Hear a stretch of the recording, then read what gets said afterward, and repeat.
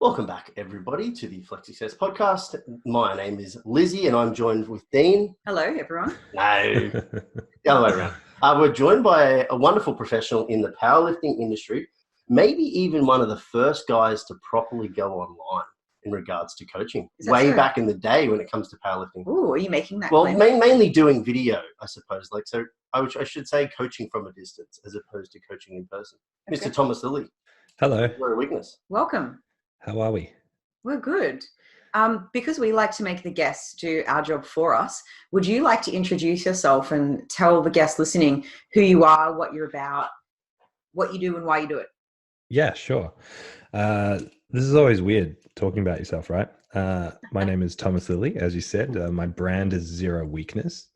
And I guess I am a powerlifting coach. I wear a whole bunch of hats. So I own two gyms, both under the Zero brand. I have a pretty successful online coaching business, online powerlifting coaching or strength coaching mainly.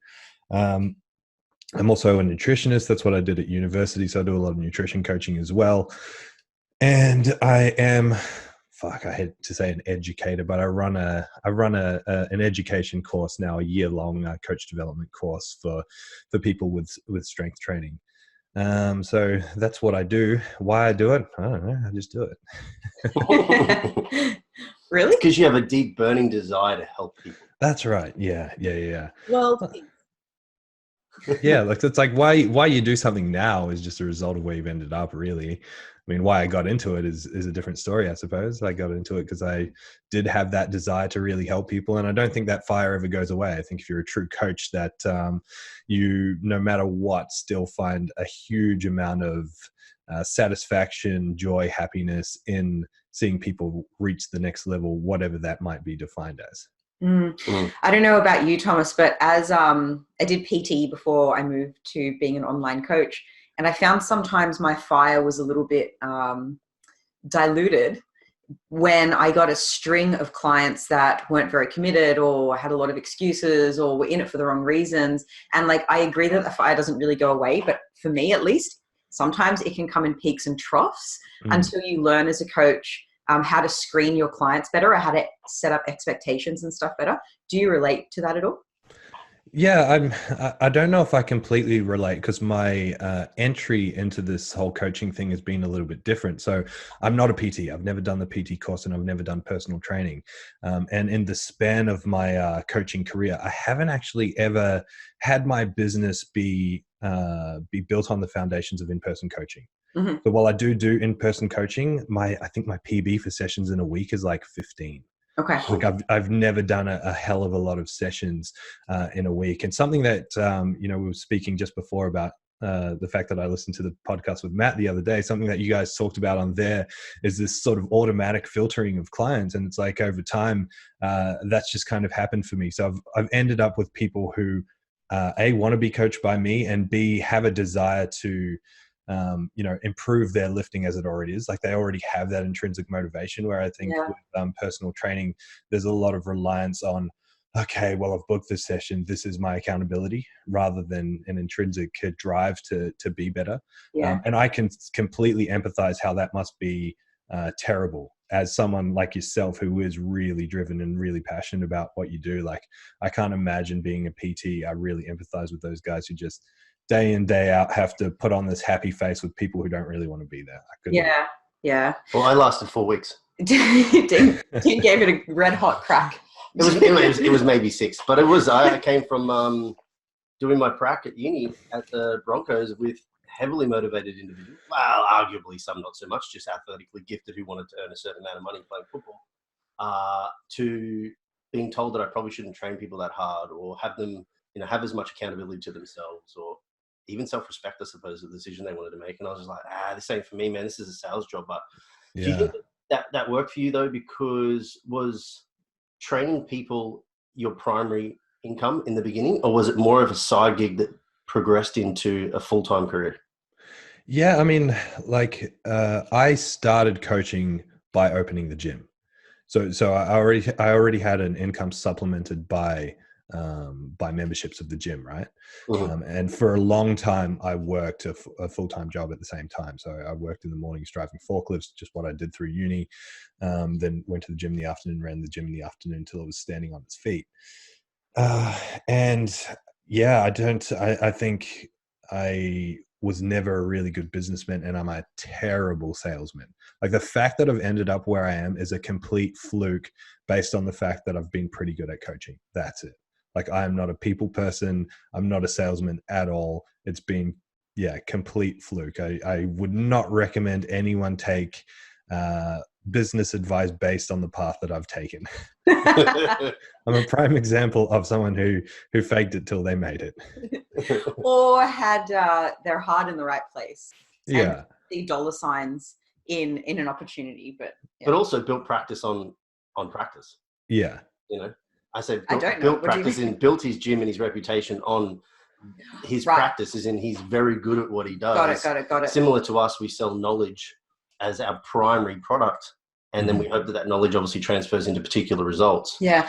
Actually, it was funny the other day. We were talking to someone that lives in our little gated community, and they were like, oh, I guess people assume that we sell supplements or, like, I don't know, isogenics or some shit. I don't know. And they're like, how are you going? Like, how are you selling products right now? But our product, our brain, our skills, our experience, that doesn't go anywhere. And same with yours, right, Thomas? So I feel quite in a privileged position right now when gyms are closed. Well, actually, how's your gym going right now? What are you doing with that?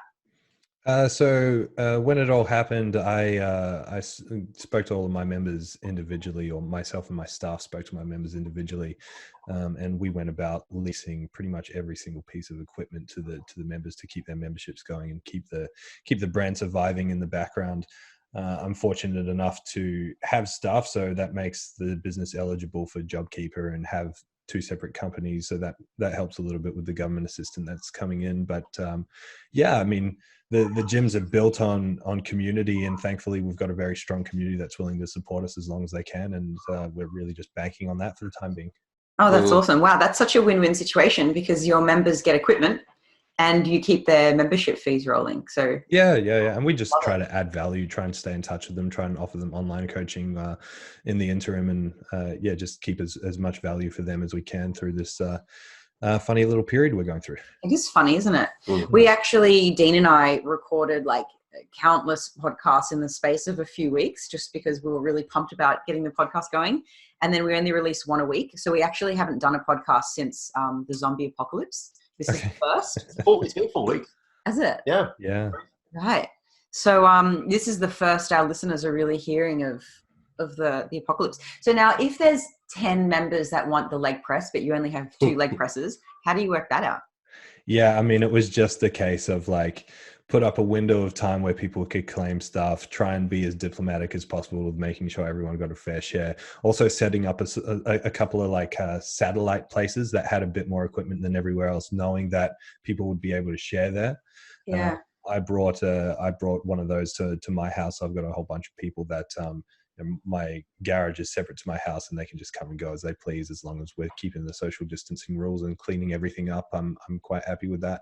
That's awesome. Yeah, and of course not charging people money for this. It's just like, got to keep the community alive and keep people training, keep people happy. Yeah, some people are really stressed out about it. I've seen an individual charging $60 an hour to use their backyard gym, which is made on not even backyard quality. Talk about exploitation. Yeah, I've seen quite a bit of that going around. I think it's easy and difficult to get angry at it. Like I want to be upset about it, but at the same time, a lot of people have just entered into survival mode because they really didn't have either they might have not have had a financial backing, they didn't know what to do, they're panicking. I think as soon as you cross that line of being unsafe or exploiting people, then it comes a little bit I'm not into that. Yeah, I agree. Like we saw some exploiting early on though, didn't we? Yeah, but I mean, obviously, like, you know, if you have a dumbbell and it's worth $2 but someone's willing to pay $10, supply and demand, it's kind of like, you know, good luck to you, but then I also do feel a bit bad about it. But then, you know, it is what it is. People have had to get really creative though, haven't they, with their equipment and with their exercises? Yeah, it's been pretty cool to see people having to think about outside of the box and figure out ways to be able to tick the boxes of certain training modalities or training principles with limited equipment. Speaking of which, how would you, from a powerlifting background, who coaches mainly powerlifters, think that powerlifters need to shift their focus when they don't have the equipment to squat, bench, dead? Yeah, so I mean, if you think about powerlifting, our intensity is driven by load. When you don't have that load because you don't have access to it, it's about how can we modulate intensity to compensate for that lack of load. So thinking explosive training, thinking lots of tempo stuff, thinking blood flow restriction, maybe switching gears in your training. Now's the time to work more on body composition, getting leaner, getting work capacity up, doing really short rest periods, getting your conditioning up, that kind of thing.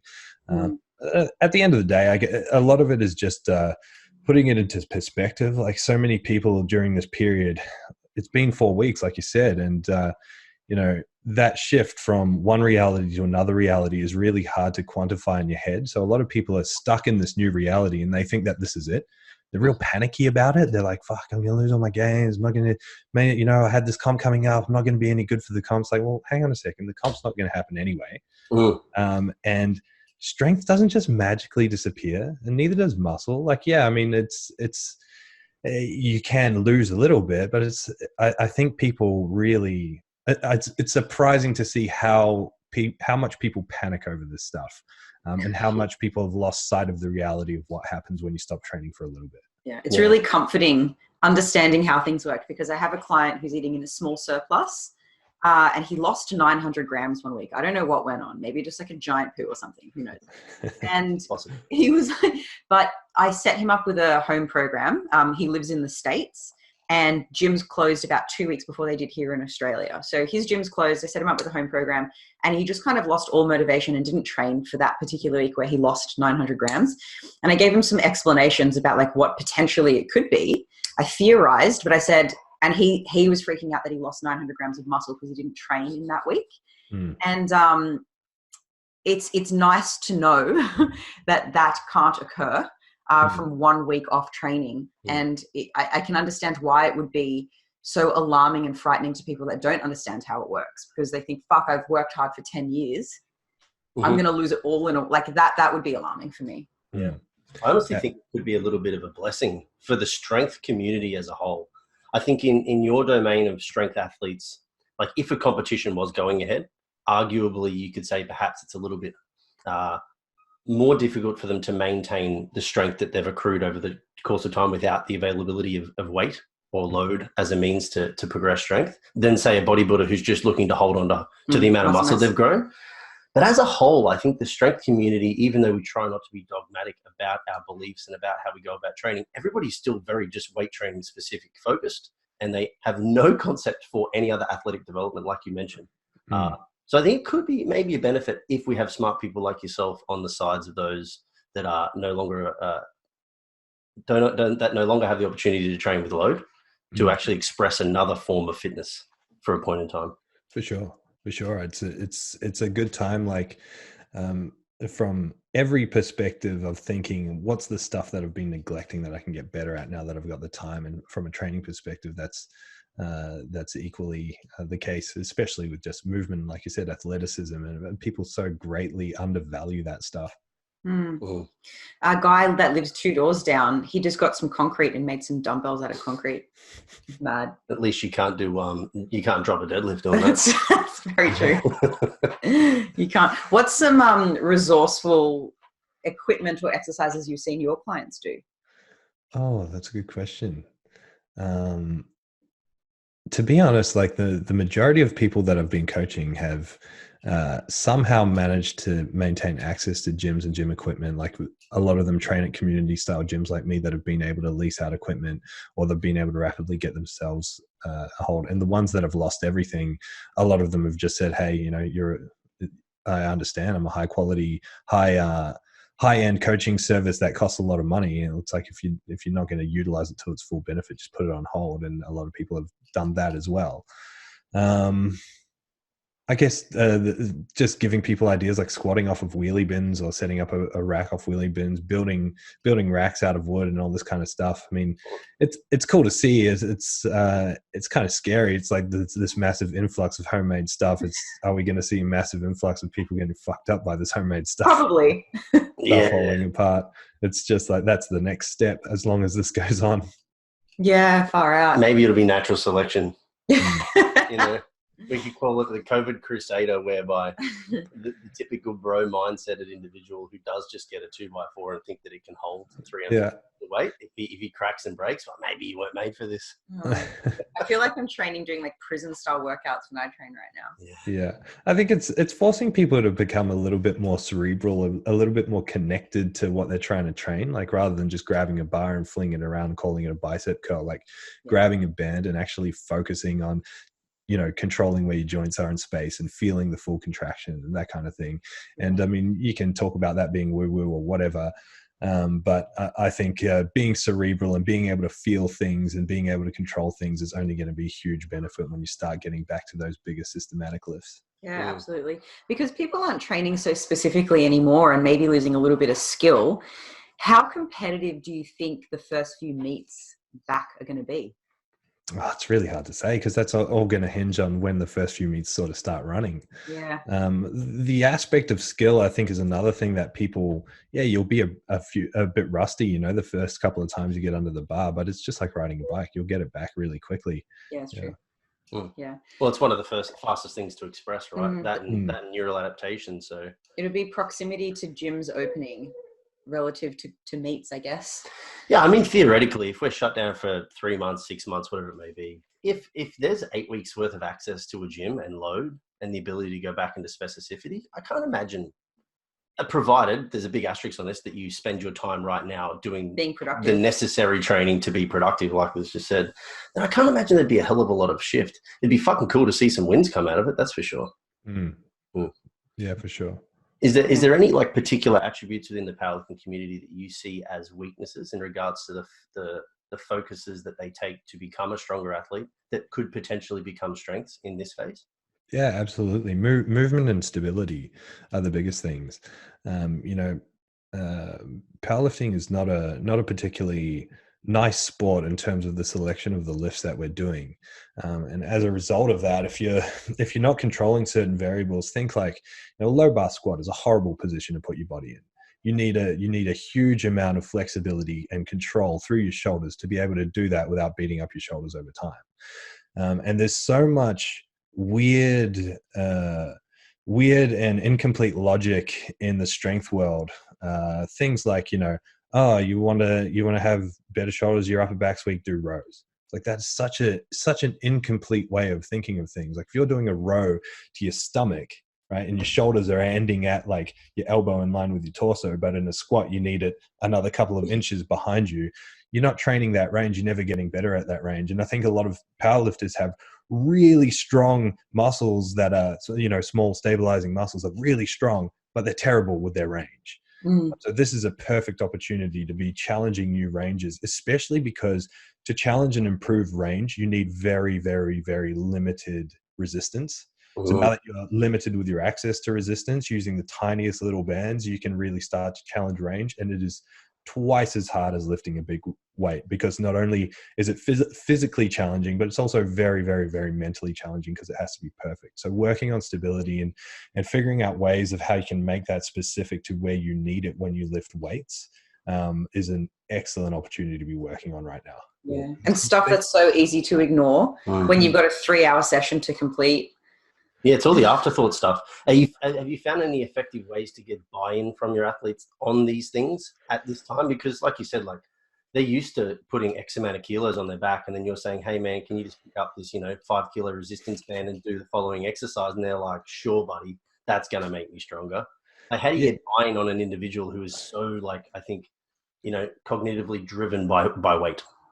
Yeah, I think a big part of that is, I said I'm not a good salesman in terms of like selling someone into buying things. I'm a good salesman when it comes to convincing people of concepts and importance of particular things like that. So it's about, you as a coach or as a leader, need to have a really convincing reason as to why this is so important for that person at this point in time. And I think I'm good at that. And the other buy-in is just because they don't have anything else to do and they want to do something. So people have become a lot more open to just like accepting, okay, this is the new reality and this is what you can do to be productive in this time. Yeah. Yeah. Yeah, that really drives home the point. Like even with nutrition or sleep or whatever, it doesn't matter what's optimal. It matters what's doable. Like the most optimal program, if you don't do it, that's a shit program. Like I could write someone stuff with squat, bench, dead right now, but they don't have access to a gym. So that's a shitty program. So even with nutrition, we tell people, okay, you're going away on a work trip and your work has booked you a hotel room with no kitchen. You can't food prep. That's cool. You can go buy stuff that doesn't require cooking. So just do what you can. Mm-hmm. And I guess the same principles are applying here. Yeah, chasing optimization is often going to lead to failure, at least psychologically, because you put yourself up for too much pressure. I reckon out of all of the people that we know within this entire fitness community, I could name one person that probably optimizes training and nutrition almost 24/7, and that would be Brandon Kempter. Oh yeah, he does. But basically nobody else, right? Like he is the one true nut that's like, I'm in this. I'm going to ride or I'm going to die, and I'm going to do everything right. His poor girlfriend. I love Brandon. When he was in prep, he because he coaches out of the gym, and he was there on a Friday, and we got a new monster. We got the green monster, and it's got 8 calories or whatever. I think it's got 1 or 2 more calories than the white monster. It's just the slightest difference in profile. And he got it out. He read the label. And he opened it and started drinking it, and he was standing at the bin, and he got like 4 grains of rice and threw it in the bin. I'm like, what are you doing, man? He's like, oh, because the calories are different. It's like, fuck, that's like that's the epitome of Brandonisms right there. Like, yeah, it's a new word for neuroticism. It's Brandonism. Yeah. Temptisms. Well, the dude gets pretty fucking shredded, so hats off to him. He's all class in regards to the result that he achieves, but fuck me. It's the amount of commitment.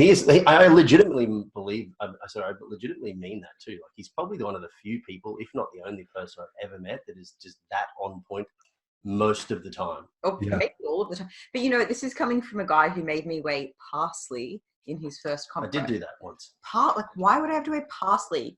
So I didn't have to get rid of 4 grains of rice. Dean learned after that comp prep not to be such a dick over like maybe half a calorie. It's true. It's true. That's so funny. I really envy his drive when it comes to training, like the intensity that guy brings to every single exercise and every single session. Like I envy that. Yeah. We went out to Brandon for dinner during his off season, like a couple of years ago. Yeah. And I think he was like an hour or maybe an hour and a half late because he was finishing off his leg press. I was like, was the leg press really that important? Mind you, we were eating at a restaurant next to his gym. Just down from the gym where it was. Runaway Bay. We turned it to Zero Weakness and changed location. So it was like, dude, we're right there, and we gave him like 2 hours. And I remember him saying, I'm running just a little bit late. I'll be, and we sat in the restaurant for 45 minutes. I think it was longer. It doesn't matter. But anyways. Anyway. That's funny. So speaking of not being optimal, because some of your work may have shifted because people can't take full advantage of a premium service right now. I understand you're doing some coach development stuff online, like free webinars, so that you can fill your space with or just feeling more useful. So tell us a bit about that, why you decided to do that.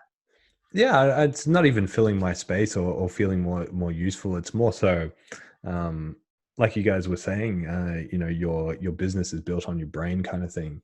And I feel like a lot of people are in a lot less fortunate position than I am in terms of business right now, and a kind of panicking and a kind of, wigging out a little bit. It's just something that I felt like I could do to add value for people, and something that I felt like I should do. So I did. Oh, that's great. I love that. There's genuinely no agenda with it besides giving back and providing some free information. Yeah, I'm not doing any sort of marketing in that. I mean, you could inadvertently say it's marketing just by putting information out there, but that's not the intention. It's just it's good fun as well. Loving it. Tell me about it. What sorts of things would you learn? So the I'm doing 2 of them a week, Tuesdays and Thursdays. Tuesdays is a one-man show. That's just me, and Thursdays is a bit of interview, so bringing other people on. And on the Tuesdays, I'm just running through a series. So the first one was on, what's the importance of good technique, and I go really in depth on that because that's the foundation of my coaching. That's what all my principles are built around.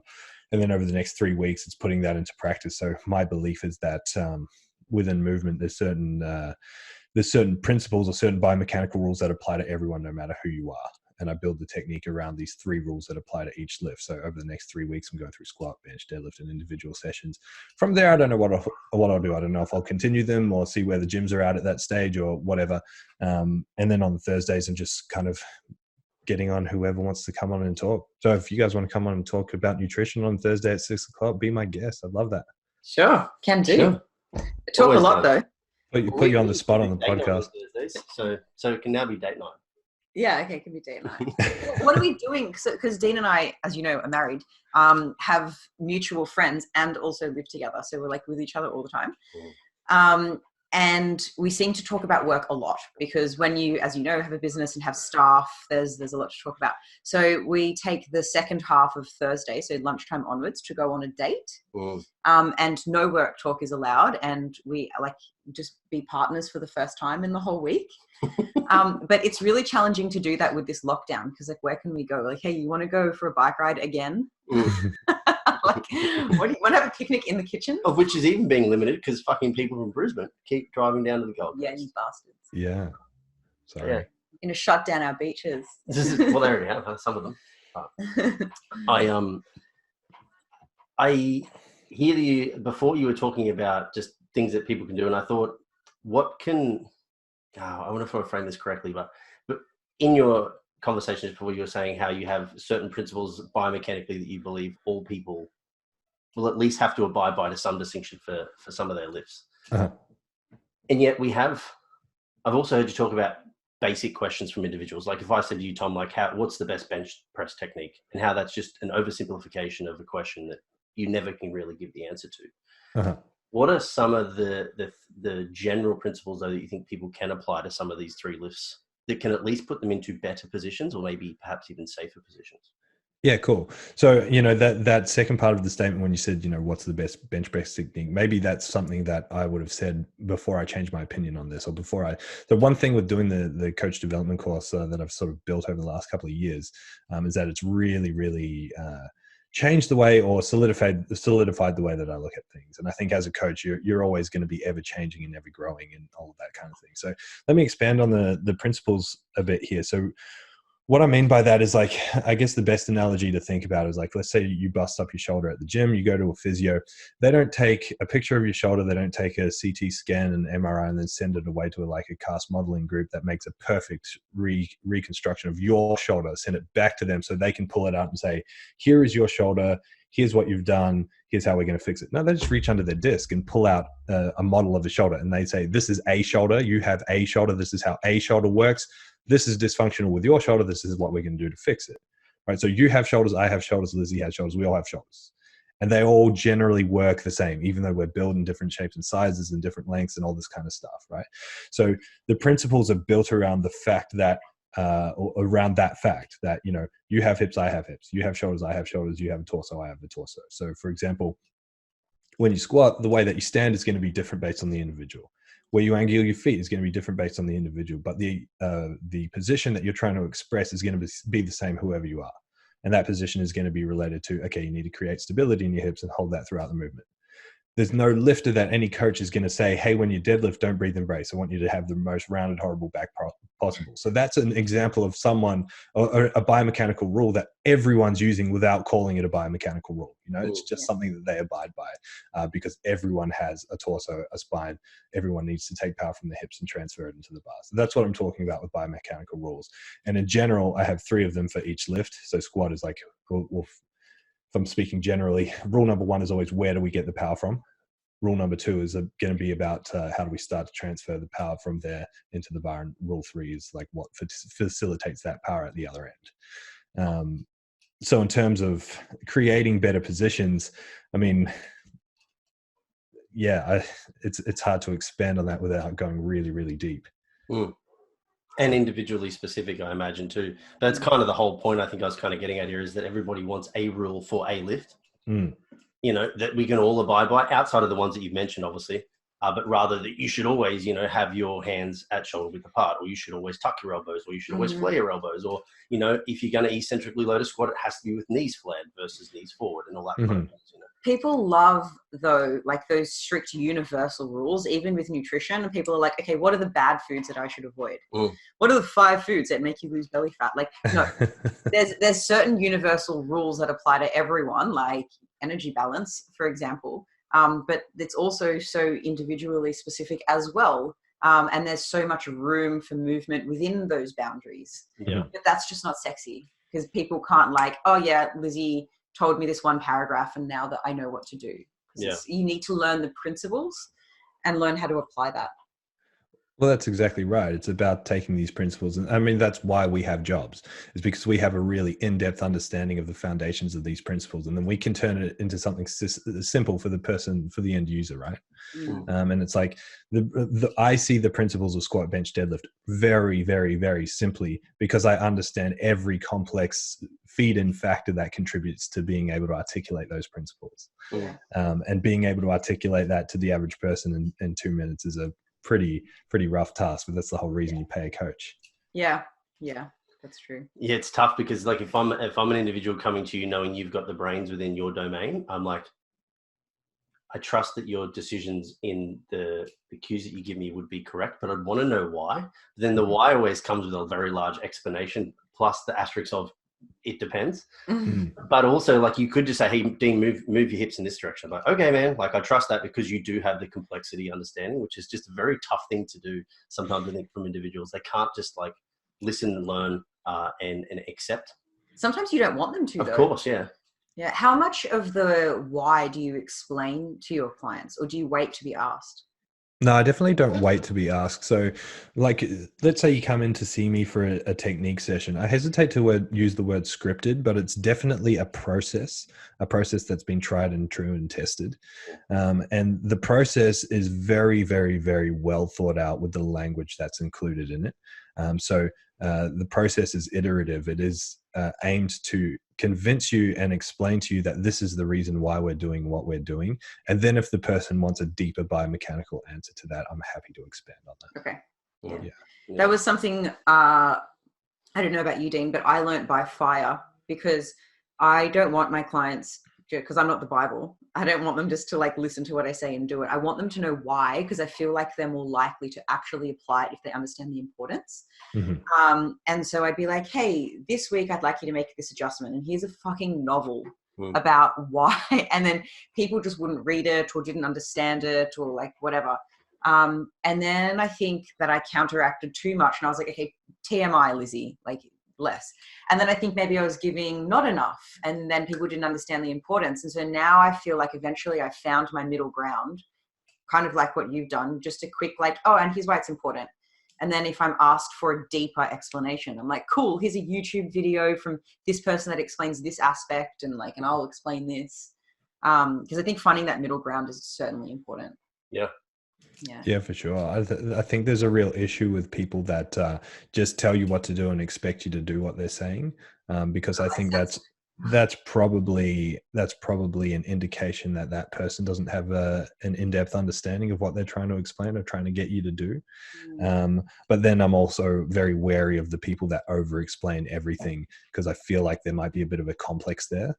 Like you need the clients to know why they're smart or something. Is that what you mean by the complex? No, a complex with the person. And I'm not talking about you specifically, because obviously I don't know what you talk about and what you do.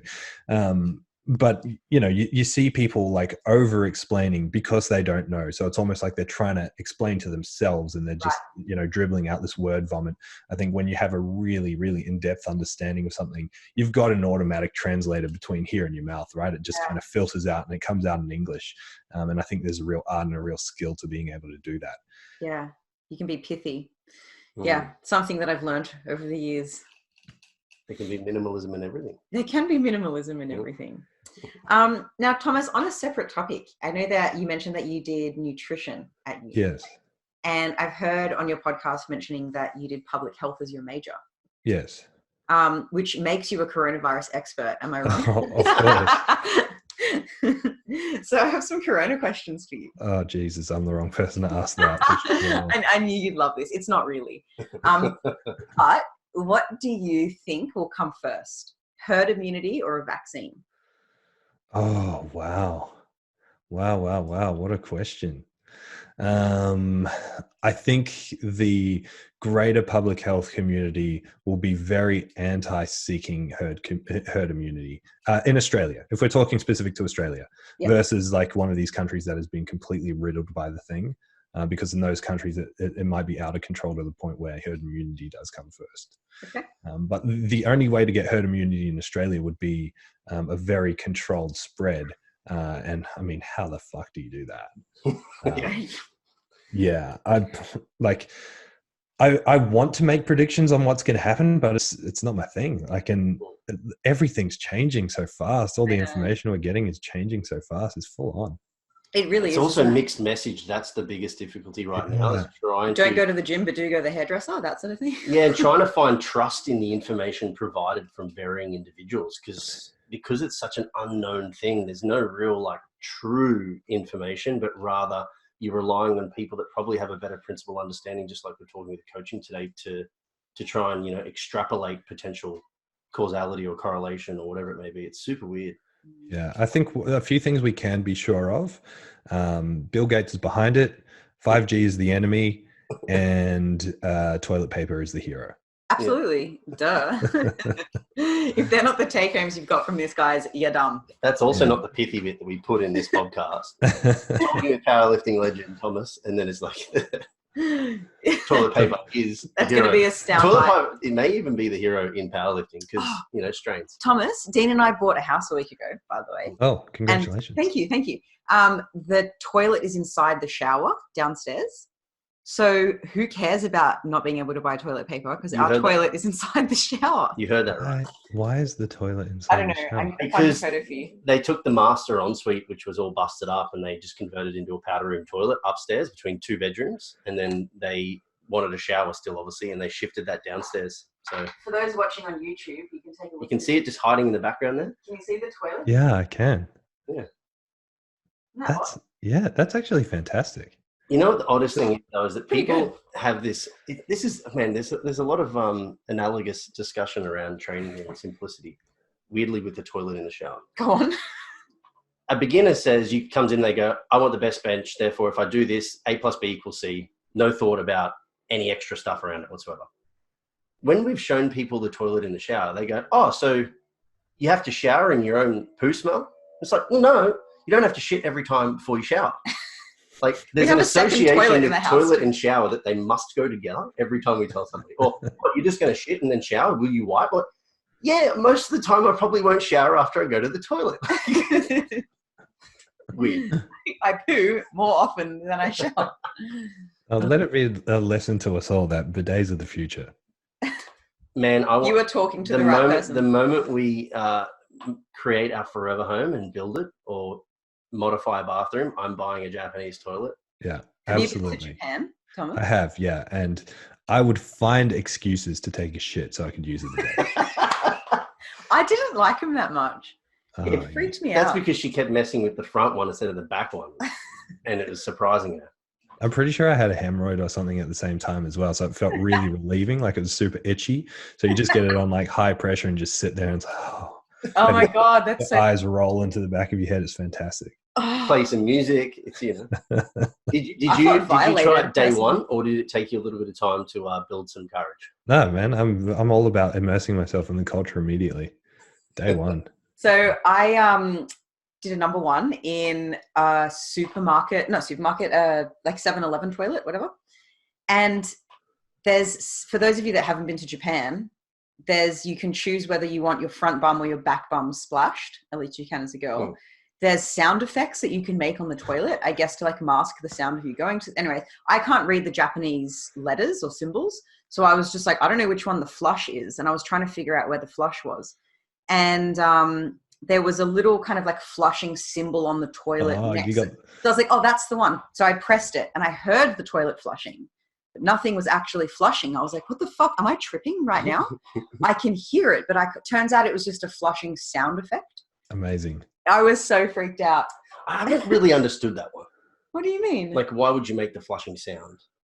Yeah, I don't know. I guess it's a normal sound in a toilet, and it's better than people hearing your deposits. Yeah. You're a fairly well-traveled fella too, Thomas. Where in the world do you think has bad toilets and where has good toilets? See, I'm guessing you're like me, and like a lot of your country analysis is based on your toilet experience. Correct. There's been certain countries where I thought for sure would have terrible facilities that had great facilities. So South Africa was one of those. Like you'd go into like a real dingy looking tourist sort of location and think this is going to be horrendous. And then it's like, you know, the Taj Mahal when you enter the toilet building. Southeast Asia is always just the worst. Yeah. I peed on my foot in Southeast Asia, in Cambodia. Not on purpose. Yeah. I was doing a like water closet toilets, like a hole in the floor. And I was a little drunk. And so my feet were planted either side of the hole. And I think my drunkenness, I just swayed my hip and I was like, oh, that's my foot. I was only wearing thongs at the time. And I was in Vang Vieng, if anyone knows that river there. So I just went into the river and it was fine. God, Thomas, I have so many toilet stories for you. How long do we have? Well, my least, and this pains me to say because one of my favorite places in the world in general is the United States, right? But I hate USA toilets and I hate USA urinals. So the urinals in the USA go like all the way down to the ground. So I don't have great reach when it comes to urinating. So I always kind of just dribble down into the bottom. So then it just splashes all over you. And then the toilets, the water is like almost at the top of the bowl. So really? Like there's no way to do like a ninja piss in the middle of the night without making it sound like a fucking waterfall. And because the water's so high, it's just like Splash City. It's the worst. Yeah, that is high. Far out. Have you ever peed in the United States? No. Oh, well, yeah, of course I have. I was there for a couple of weeks, but I don't remember the toilets specifically. I don't think I was probably as into being aware of like variation in countries as probably what I am now. Like, you know, I go and I take stock, you know, like, oh, so they do that here. And, you know, look, I know that's the McDonald's burger of Belgium, you know. Everyone joined this podcast to hear toilet stories, so you're welcome. And Dean has a confession about how he wheezes in the middle of the night. It's not a confession. This is fucking weird, Dean. This isn't weird. This is going to help a lot of men in this world that do not want to be woken up in the middle of the night. No. So on a drunken night when I was younger, I realized when I got to the toilet in the middle of the night that I was way too drunk to be pissing standing up. And I didn't want to turn on the light. So because I was just drunk, the easiest thing was I'm currently standing at the foot of the toilet. What do? I just sat down, forwards, facing reverse Kanga style, face to the cistern, put my head on the cistern, like, oh, this sucks, and peed. So you straddled the toilet backwards. And then Liz and I move into a one-bedroom apartment together, and she makes her way to the toilet in the middle of the night one night, and I'm there in the middle of the night doing the same pee. She looks at me, I look at her, I just went, yeah, this is happening. And then she was just sort of mortified. We both go back to bed, she forgets, and then the next day she had this moment like, oh my fucking God, I just remembered that you were sitting on the toilet to pee. So anyway. Backwards. Reverse. And the reason is because, as you said, Tom, depending on how tall you are, depending on how long you are, there's going to be varying abilities of reach for men that pee. And in the darkness, you're almost always just trying to say, please hit water first. Because that's your reference point for success. The hole is so large that you have. Yeah, but you don't know where you are. If you hear splashing and it's not water splashing, you're like, I hope that's not the seat. It could be the porcelain. Let's shift left. Still no water. Should I shift left further and potentially hit the seat, or should I go right? Maybe I'll make it to the water. So there's this big game, you know, of like trying to find the water as a man. So now I want to stay asleep. So I just walk into the toilet, middle of the night, sit down, reverse, head on the cistern, continue sleeping. You piss into the water every time. Then you go back to bed. You don't even know what's happened. Amazing. You are welcome, gentlemen of the world, listening to this podcast. I'm sorry, ladies, that your men are going to be doing this weird shit now. Every time she's tried to like take the piss out of me and tell people about it, and then He's so proud of it. I've explained the why. They've all gone, good idea. No, it's fucked up. Can't argue with the logic. Okay, so America's the worst. Are you going to do it, Tom? Are you going to sit on the toilet backwards? Yes. Are you? I'm so disappointed in men in general. That's funny. We're smart. I would say just my reference would be Europe had some really weird toilets where they had the hole at the tip of the porcelain, Yeah. The water at the seated section, Yeah. very little water, so that there was no submersion. Okay, I think Yeah. before I go Super. ahead and tell poo stories from the Inca Trail where I nearly fell into a poo, I think we should move on. Yeah. So, Thomas, tell our listeners how you would spend your last day on Earth if you knew you only had 24 hours left to live. Oh, wow. Mostly eating, I would say. What would you be eating? Hanging out with my dog.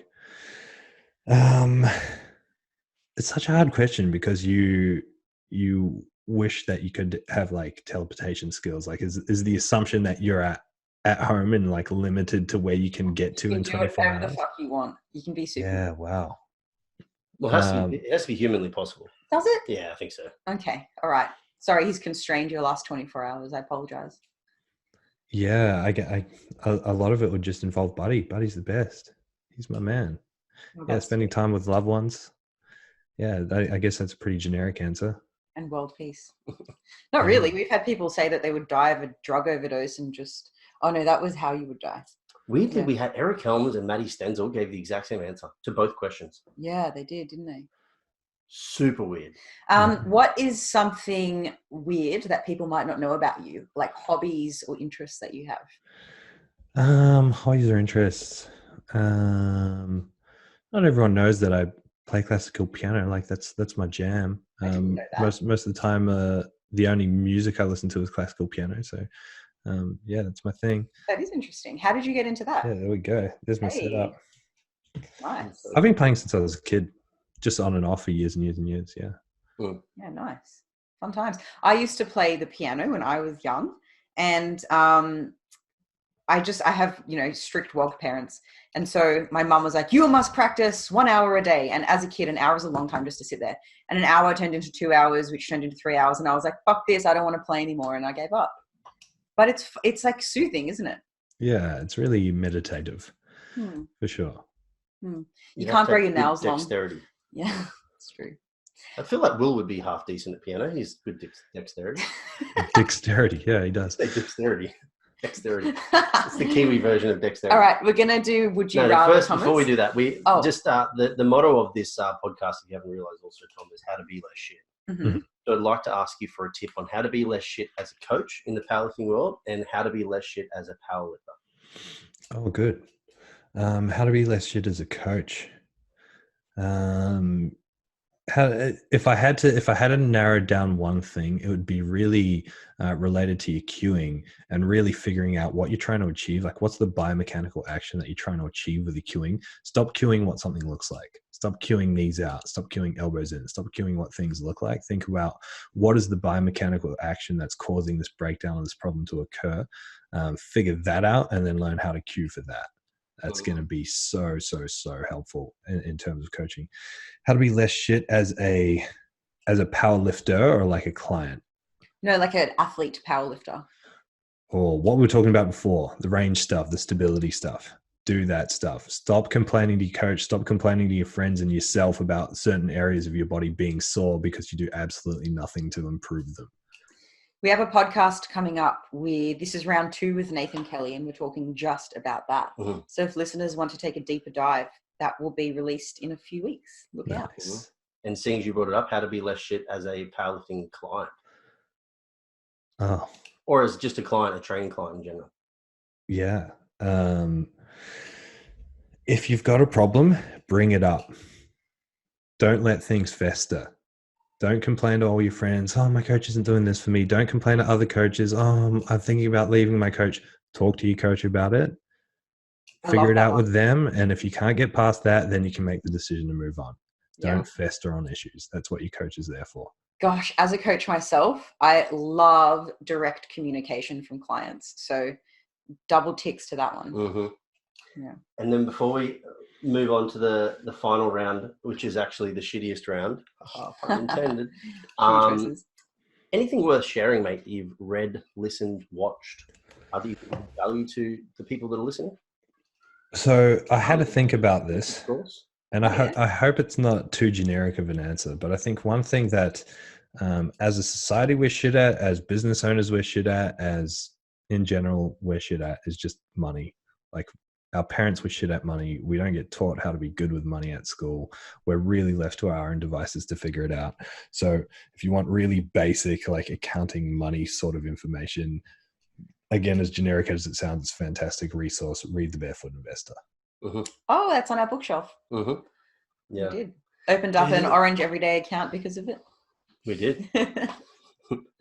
I think that's a scary and this is my takeaway message to most people with most things like this. The scary thing is like, oh, now I have to commit to some sort of system. It's like, well, you don't, but read the principles and try and learn something from the principles. Try and apply that way of thinking to your finances. You don't necessarily have to do exactly what he does. He's just trying to make it really easy for the plebs. But if you've got a good free thinking mind, you can do a bit more research yourself and you can figure out things yourself in a system that's going to work for you. That sort of outlay of principles is fantastic. Absolutely. Yeah. What I really liked about the book is it was actionable. Like, I've read plenty of good books in the past and it's like, oh, that's all good in theory, but he makes you stop and do something before you move on to the next chapter. So it's a really good step-by-step process, I felt. Yeah, I think if nothing else, this whole COVID saga will teach the personal training industry the importance of money management. For sure. Residual income management, more than likely, and also that they have to pay their taxes because they won't get benefits when they show that they've only lost $15,000 a year. Yeah. Especially with like those sort of mid-range personal trainers that are sort of on the verge of breaking into something quite big, that are like, doing things sneaky and just doing cash and not taking out a company and not putting on staff and that kind of thing. Like, if there's any wake-up call to be saying do things by the books because there's a lot of benefit to doing things by the books, this is it. For sure. Yeah. They soon realize they can't afford their $80,000 car when they don't have income coming in. Yeah. But would you rather time? Oh, we're gonna do a single, or are you gonna go for a best of? It's a single, unless it's been. No, we've already had that one before, I believe, on the podcast. It was about poo, so it's weird. It is very weird that we chose a poo question. that was the Stenzel one.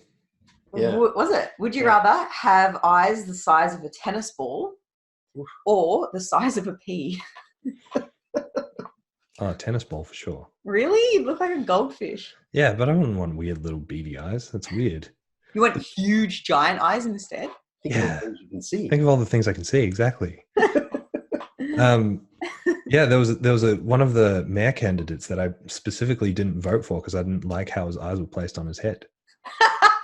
Oh, Thomas. I mean, it sounds shallow, but it really weirded me out.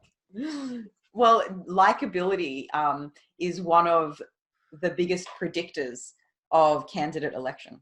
Yeah. It doesn't surprise me, but the problem is so many of them look so bad.